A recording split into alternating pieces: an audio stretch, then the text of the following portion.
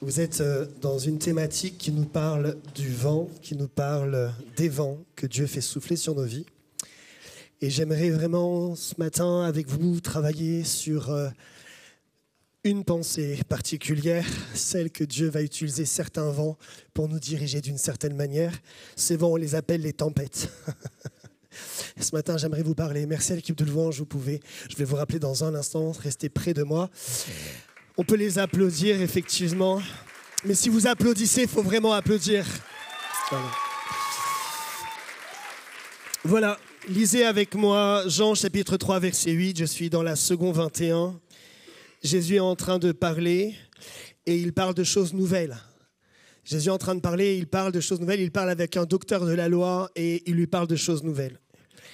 Et au verset 8, il dit « Le vent souffle où il veut et tu entends le bruit, mais tu ne sais pas d'où il vient, ni où il va. C'est aussi le cas de toute personne qui est née de l'esprit. Le vent souffle où il veut. » Et on peut tout à fait bâtir des éoliennes, des bateaux à voile et essayer de profiter de l'énergie du vent, mais l'homme qui peut décider de la direction du vent n'existe pas. Il en est ainsi de l'esprit. J'aimerais vous dire dans nos prières, repensez à la façon dont on prie. Tu ne peux pas demander à l'esprit, si ce n'est pas lui qui t'autorise de le faire, d'aller dans une direction parce qu'il décide d'aller où il veut. Et parfois dans nos prières, nous confondons la pensée et la volonté de Dieu avec la nôtre. Dieu nous rappelle dans Ézéchiel, il dit « Ordonne au vent de souffler, le vent va souffler ». Alors Ézéchiel le fait. Pourquoi ? Parce que Dieu lui dit « Appelle le vent ». Nous devons comprendre que ce n'est pas à nous de demander au vent de souffler dans une direction, mais à nous d'aller dans la direction où le vent souffle.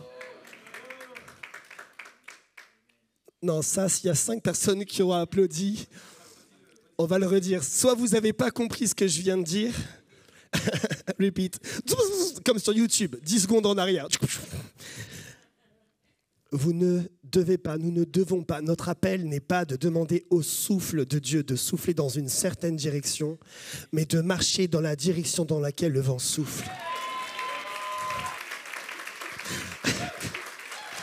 Non. Non. T'inquiète pas, tout va bien. Attends, je vais le faire stresser. Au-delà d'une punchline, les amis, ce que je vous dis, c'est profond. Et je le dis parce que le problème, si vous prenez l'histoire des bateaux à voile, c'est que quand vous ne prenez pas le sens du vent, vous n'avancez pas. J'ai fait du bateau à voile dans ma vie. J'ai fait de la planche à voile. Si tu ne vas pas dans le sens du vent, tu n'avances pas.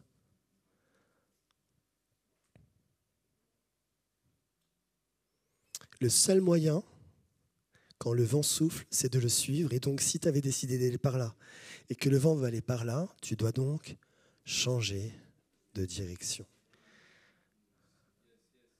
Dieu n'a pas fait de nous des propulseurs de vent, des ventilateurs, mais il a fait de nous des personnes sensibles au vent pour suivre la direction du vent.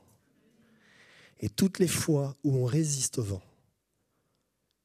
il y a un problème. Remarquez que le problème dans les tempêtes, c'est que si ce qui peut être porté par le vent, prenez un cerf-volant, prenez ce que vous voulez, on profite, on canalise l'énergie du vent, tout va bien.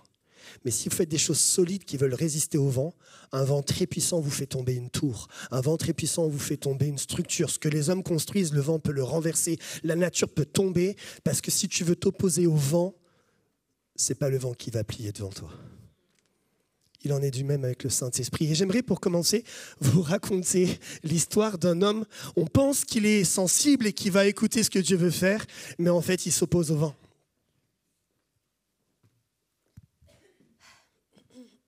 Jonas. Jonas est un prophète hébreu. Donc, évidemment, on s'attendrait à ce qu'il obéisse, qu'il fasse la volonté de Dieu, tout comme Ézéchiel. Quand on lui a dit « souffle sur les eaux », il a soufflé. Mais Jonas, c'est un peu différent. Ça ne lui plaît pas exactement. Dieu va lui donner une direction précise. Donc, pour remettre un peu le contexte, Dieu va appeler Jonas et va lui demander d'aller apporter sa parole à Ninive, aux personnes de Ninive. Ninive est une ville qui est aussi appelée la grande cité, la grande ville. Et elle est connue pour le péché, l'abomination. Mais c'est aussi, à cette époque, le pire ennemi des Hébreux. C'est la capitale des pires ennemis des Hébreux. Donc évidemment, Jonas, pas trop envie. Alors que Jonas va recevoir une directive de la part de Dieu, ici on va assister à une confrontation entre le cœur de l'homme et la direction divine. Pourquoi ? Moi, je ne sais pas vous, mais ça me rappelle quelqu'un. Honnêtement, ça m'arrive des fois. Pourquoi ? La nature humaine est faite que on a nos propres désirs, nos propres envies, nos préférences. Mais quand Dieu vient s'en mêler, des fois, Seigneur, tu veux que j'aille là ? Ouais, mais c'est pas exactement ce que j'avais prévu. Tu veux que je leur dise ça ? Bon, écoute, cette personne, elle mérite pas trop. Hein. Ce qui est fou, si vous remarquez bien dans cette histoire, c'est que Dieu va lui demander d'aller parler aux personnes de Ninive pour qu'elles soient sauvées, mais Jonas va décider lui-même de qui peut être sauvé ou non, de à qui il doit aller parler. Dieu lui a dit, tu vas aller parler là ? Il a dit, non, moi je vais aller là-bas. La confrontation entre le cœur de l'homme et les désirs et le plan divin. Alors Jonas, qu'est-ce qu'il va faire ? Il va s'enfuir. Il va s'enfuir. Est-ce qu'on n'a tous pas déjà fui Dieu un jour ? Il va s'enfuir. Il est à Jérusalem. Dieu lui demande d'aller à Ninive. Il va aller à Tarsis. Vous voyez le décalage ou pas ? Jérusalem, Ninive, Tarsis. Mais vraiment, si je vous prends une carte, c'est vraiment ça. Vraiment, je dis, les hommes, on est trop fous. On est trop fous. S'enfuir lui coûtera plus que la destination initiale. Écoutez, le chemin le plus long n'est pas celui qui nous sépare de la destination où Dieu veut nous emmener, mais celui qui nous ramène dans le plan de Dieu. Le chemin le plus long n'a pas été d'aller à Ninive initialement, mais parce qu'il s'est enfui à Tarsis, c'est là où ça a pris plus de temps. Donc on va avancer un peu dans l'histoire. Donc il décide de s'enfuir. Il va prendre un bateau. Et là, le vent va se lever. Mais ce n'est pas le vent qui décide de se lever tout seul. Non. Bien évidemment pas. C'est Dieu qui va lever ce vent. Pourquoi ? Parce que sur ce bateau, il y a un homme orgueilleux qui a décidé de résister à Dieu. Mais dans Jacques 4,6, il est dit « Dieu résiste aux orgueilleux, mais il fait grâce aux humbles ». Jonas a décidé de taper fort. Dieu l'a tapé plus fort. Donc il va faire lever un vent et puis à bord, ça va commencer à être la panique totale. Et si vous remarquez bien, le premier réflexe des autres marins, c'est de se tourner vers leur Dieu, de commencer à implorer. Mais Jonas, qu'est-ce qu'il fait ? Il est au fond de la cave, il dort. Donc le gars, il est là, c'est lui qui provoque tout ça, ses propres problèmes, il fait du tort aux autres, mais il dort. Mais pourquoi il dort ? Fatigué ? Non, je crois pas, non.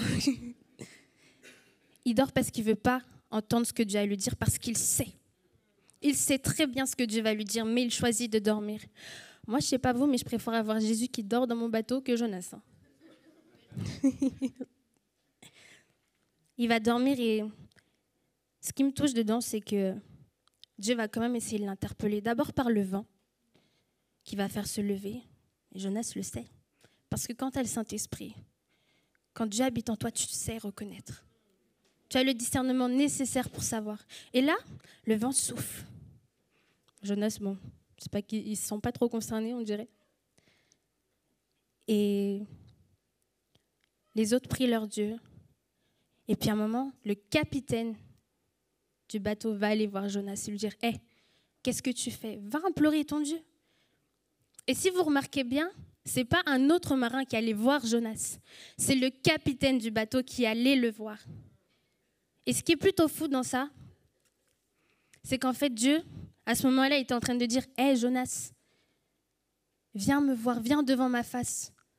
On a des choses à se dire. Tu vois pas que tu es en train de causer du tort à tout le monde ?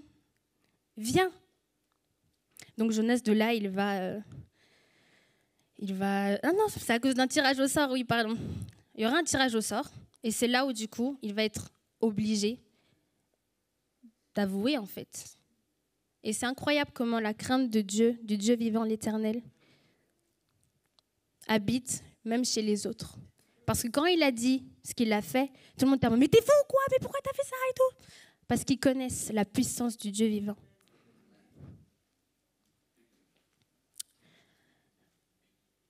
Une dernière chose. Il y a quelque chose que Jonas, je pense qu'il n'a pas réalisé. Mais en face de sa propre personne, de son propre orgueil, de son passé, en fait, il y avait des milliers de gens rattachés à lui. Il ne savait pas que là, le choix se faisait entre eux.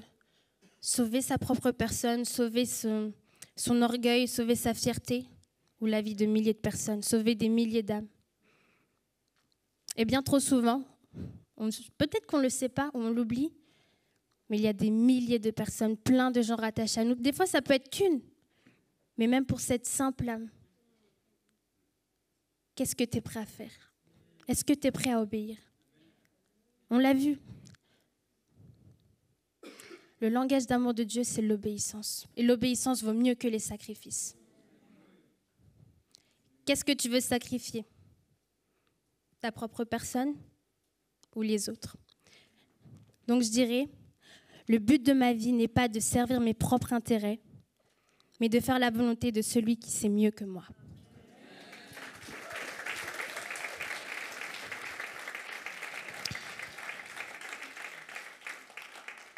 Dieu peut faire lever des tempêtes dans la vie de ceux qui lui résistent, comme dans la vie de ceux qui lui sont consacrés. La Bible nous raconte une autre histoire de tempête où l'apôtre Paul est en voyage pour sa destination finale. Et alors qu'il y va, il va pour être condamné, pour être jugé. Il est sur un navire. Et le vent va commencer à se lever et le bateau va être mis en difficulté et faire naufrage. Dans le bateau, tout le monde s'inquiète et Paul régulièrement rassure. Il avait dit, ne partons pas de la Crète, restons, il y a une tempête, attendons. Mais les hommes poursuivaient leurs objectifs, les hommes poursuivaient leur temps. Ils voulaient faire ce qu'ils voulaient et voici que la tempête va se densifier, devenir plus compliquée. Vous lirez ça dans Actes chapitre 27. Tant et si bien qu'à un moment donné, le bateau fait naufrage et échoue à Malte. Et là, les membres de l'équipage se disent, si les prisonniers s'enfuient, on est foutus, on va les tuer. Et Paul leur dit, non, ne tuez personne, on ne va pas s'enfuir. De là, puisqu'ils ont fait naufrage, le temps de faire face à toutes les conséquences, ils se retrouvent sur cette île. Écoutez bien ce qui va se passer. Dans les heures qui vont suivre, il va y avoir des guérisons qui vont se produire. Dieu occasionne une tempête même dans le plan de jugement de César.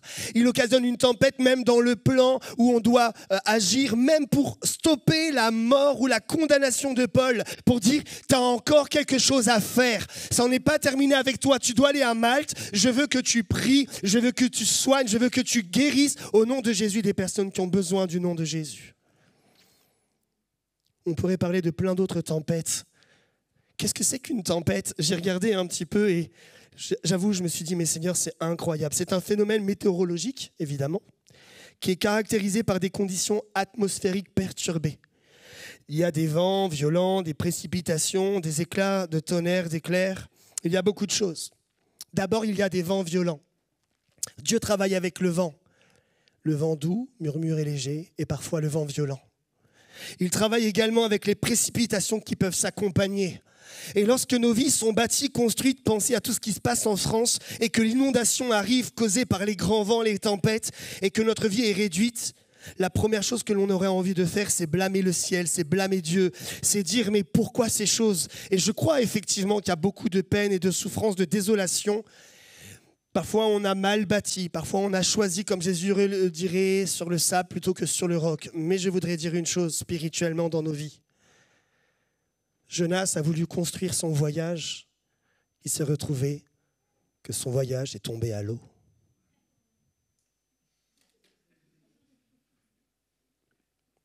Tant d'énergie, de finances et de dépenses pour rien. Je voudrais parler à toutes celles et ceux qui bâtissent leur propre projet sans Dieu, et à un moment donné, ça échoue et qui se disent, mais Seigneur, je ne comprends pas. Dieu parfois a envie de te dire, mais est-ce que j'étais là au début de ton voyage ? Parce que moi, je voulais que tu ailles là, et tu as voulu aller là, mais moi, j'ai des gens à sauver ici et pas là. Parfois, Dieu voulait que tu ailles ici et tu as voulu aller là, et Dieu te dit, je veux te ramener ici. Et le chemin que Dieu prend pour te faire revenir de ta mauvaise voie, pour te faire revenir à la croix, puis aller dans la bonne direction, est un long chemin qui nous fait passer par l'humiliation, qui nous fait passer par le renoncement, la mort à soi, l'acceptation de la croix. Et je voudrais vous dire, Dieu, les projets qu'il a pour nous sont des projets de paix, des projets de bonheur, des projets de joie. Mais quand on s'y oppose, on se met soi-même en difficulté. Et je voudrais m'adresser à un certain nombre de personnes ici, nous nous disons charismatiques, pentecôtistes. Nous sommes dans une église qui accepte que Dieu utilise son feu pour venir consumer, pour venir embraser. Nous acceptons que Dieu utilise sa pluie pour venir mouiller, pour venir mettre la vie. Mais combien de fois nous sommes ennuyés par le vent ? Il y a des zones en France où le vent souffle plus qu'ailleurs. C'est gênant. Ça gêne. Quand vous êtes au téléphone et que vous voulez appeler qu'il y a du vent, les gens vous disent « On ne comprend pas ce que tu dis. » Je suis dans une fête. Vous pouvez m'applaudir, je suis un bon acteur. Comme... Je préfère que vous applaudissiez Jésus. Arrêtez vos bêtises. Le vent perturbe. Quand vous étendez votre linge et que le vent se met à souffler, vous voyez vos t-shirts qui s'en vont dans le jardin d'à côté. Vous avez bâti votre maison, le vent vient, et il y a une branche qui vient et qui tombe et qui casse ce que vous avez construit. Le vent dérange. Combien sont heureux d'avoir du vent et des zones venteuses ? Pas beaucoup. En vrai, le vent nous gêne. Pourtant, écoute bien ça, parce que ça, c'est une parole pour Saint-Étienne. Écoutez bien. En travaillant sur c'est quoi les vents, j'ai cherché quels sont les bienfaits du vent. Il y a un bienfait parmi tous les autres que je veux citer. Écoutez bien, c'est la pollinisation. S'il n'y avait pas de vent, il n'y aurait pas de forêt, il n'y aurait pas de fleurs. Parce que, écoutez bien, quand l'arbre produit de la semence, elle retombe à ses pieds. Et si un arbre pousse sous un arbre, vous avez un problème. Lorsqu'une fleur produit du pollen, si le pollen reste là, vous avez un parterre de fleurs. Mais quand le vent vient, il prend la semence et il l'emmène dans une terre où il n'y a pas de fleurs, d'arbres, pour qu'il y ait quelque chose qui puisse grandir.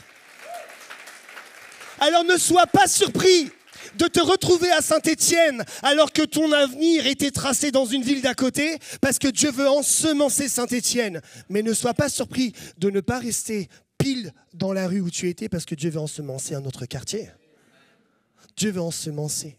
Il veut que l'évangile se diffuse parce qu'il y a une bonne odeur, parce que nous sommes comme des arbres plantés près d'un courant d'eau qui produisent du fruit pour que ce fruit puisse emmener la vie ailleurs.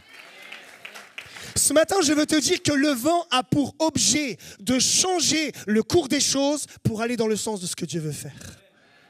Pour nous, le vent, c'est le désordre, mais dans les plans de Dieu, il n'y a pas d'ordre sans vent. Le soleil, ça tombe, c'est carré. La pluie, ça tombe, ok. Mais quand il y a le vent, la pluie tombe plus comme on voudrait. Quand il y a du vent, la pluie, elle tombe comme ça. Parce que Dieu veut aller arroser ici. Les nuages sans le vent n'iraient pas là où il y a besoin d'eau. C'est bien d'avoir la pluie, mais la pluie sans le vent, c'est de la pluie qui est statique. Merci Seigneur pour les vents qui poussent les nuages, pour les emmener là où il y a besoin de rafraîchissement. Le vent emmène la vie. Le vent emmène la semence. Le vent emmène quelque chose qui vient du plan de Dieu. Alors, cesse de te battre contre le vent. Cesse de lui résister. Mais si tu comprends ce que Jean enseigne à Nicodème, celui qui naît de l'esprit fonctionne comme l'esprit. Il ne se laisse plus conduire par la chair, mais il se laisse conduire par l'esprit pour aller là où Dieu veut l'emmener, là où Dieu veut le conduire. Et il y a un principe avec le vent. C'est que si tu ne peux pas le diriger, tu ne peux pas non plus l'arrêter. Mais quand lui décide de s'arrêter, alors tu sais. Il y a eu plusieurs tempêtes dans la Bible. Certaines ont permis, comme sur le lac, de voir la puissance de Dieu, de Jésus. Mais qui a arrêté le vent? Qui a arrêté le vent? Jésus, on vient de le dire. Pourquoi il l'a arrêté? Parce que les disciples avaient une leçon à apprendre. Celui qui fait souffler le vent et celui qui l'arrête. Écoutez bien, sur le lac, ils étaient en train de se battre pour faire face aux conséquences du vent. Ils essayaient d'enlever l'eau, ils se voyaient mourir, mais il y avait une leçon dans la tempête. Jésus est le maître des vents. Alors, la prochaine fois qu'il y a une tempête dans ta vie, ne te bats pas avec les conséquences. Tourne-toi vers celui qui est le maître de la tempête. Et demande-lui, comme Jonas, est-ce qu'il y a une ville que tu veux sauver? Que je suis en train de laisser pour mes intérêts personnels. Demande-lui comme Paul, est-ce qu'il y a de la guérison à emmener? Il y a un vent de guérison ce matin, on va prier pour ça. Manu viendra prier avec moi, on veut prier, il y a un vent de guérison. Demande-lui s'il n'y a pas quelque chose pour me montrer la puissance de Dieu. Dieu a aussi levé des vents pour incliner le cœur de Pharaon. Je le dis rapidement, je ne l'ouvre pas. En envoyant la grêle, parfois en envoyant les sauterelles, le vent a emmené des condamnations, des jugements ou des choses pour que Pharaon change. Le vent emmène un changement de direction. Est-ce qu'on peut se lever ensemble? Je veux bien que la louange revienne.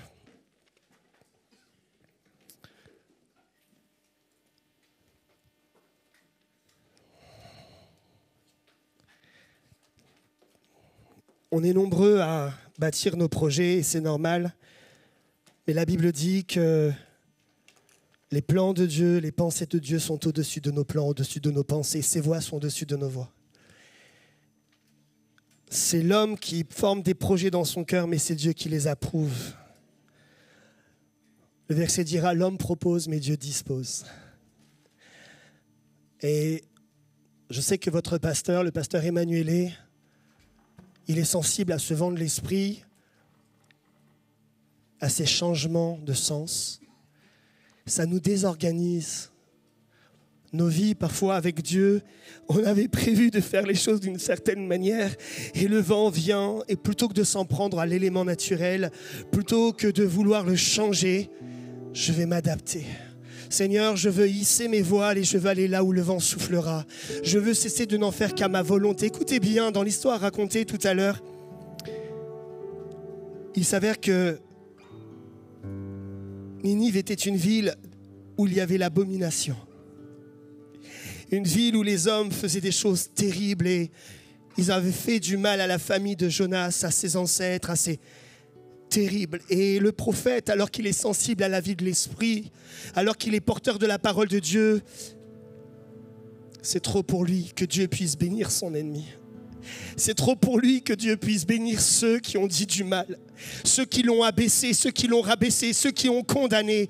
Et alors il se dit non, je ne peux pas aller faire mes plans, je ne peux pas aller vivre là où on ne m'a pas aimé, là où on n'a pas aimé ma famille, je ne peux pas aller là où on a rejeté, je ne peux pas penser du bien de gens qui ont condamné. Et alors il prend un bateau et il dit je vais faire le ministère, je vais servir Dieu mais à ma manière, je vais aller là où je veux et Dieu bénira parce que Dieu bénit toujours. Et Dieu lui dit non, parce que le plan de salut que j'ai, c'est pour Ninive. Parce qu'il faut qu'en 2024, on sache que dans l'Ancien Testament, on parle déjà de Jésus et de la grâce. Dans l'Ancien Testament, il le rattrape. Mais remarquez bien, il ne le force pas. Il ne le prend pas de force, non. Il suscite des événements comme des indicateurs. Vous savez, vous êtes en voiture et vous avez un clignotant qui vous dit c'est rouge. Il y en a un autre qui vous dit attention. Vous continuez à rouler parce que on connaît le cœur de l'homme devant une voiture. J'irai chez le garagiste plus tard. Et puis un jour, vous êtes au milieu de l'autoroute. Bam! On n'a pas écouté les signaux. La personne qui nous a dit change, mets de l'huile, va chez le garagiste, blablabla. Parce qu'on croit que... Et lui, il a des signaux. On lui dit arrête-toi, il y a du vent. C'est bon, tu sais que c'est fort. Et il insiste. Mais remarquez une chose. Même dans son échec, Dieu lui envoie une solution de secours, un transport made in heaven. Je traduis pour les non-anglophones, un transport, c'est la compagnie du ciel. Un poisson vient, Et là encore, c'est pas Jonas qui décide de là où il va débarquer, le poisson l'emmène directement. Je voudrais te dire que tout le temps perdu, Dieu veut le racheter, mais il le rachète à partir du moment où tu capitules devant lui et où tu dis Seigneur, ok, je ferai ta volonté. Jonas arrive à Ninive et après beaucoup de discussions avec Dieu, il prêche le salut. Écoutez-moi bien, il n'y a pas d'autre histoire comme ça. Le roi et tous les citoyens sont touchés par l'amour de Dieu. Ils se repentent, ils remercient Dieu pour la grâce. Et ce jour-là, des milliers de personnes se convertissent, se donnent au Dieu vivant, reviennent de leur mauvaise voie. Je veux voir cela à Saint-Étienne. Est-ce que tu es prêt à prier pour ceux qui ont dit que Saint-Étienne était une petite église? Est-ce que tu es prêt à prier pour celles et ceux qui ont dit que Saint-Étienne n'aboutira pas, ne réussira pas, ne grandira pas? Pour tous ceux en France qui disent que Saint-Étienne est une petite ville, est-ce que tu es prêt pour que cette ville connaisse ce que Ninive a rencontré? Aujourd'hui, Jésus dira, je ne vous donnerai pas d'autre signe que le signe de Jonas. Aujourd'hui encore, va dans les rues, va dans les villes, va dans les cités, annoncer Jésus. Bonjour, j'espère que la prédication vous a plu et qu'elle vous a béni. N'hésitez pas à vous abonner sur notre chaîne YouTube et activer la cloche de notification, à nous suivre sur notre page Instagram ainsi que Facebook. Si vous voulez soutenir notre église et bénir le ministère, n'hésitez pas à cliquer sur le lien qui est en barre d'infos. À la semaine prochaine!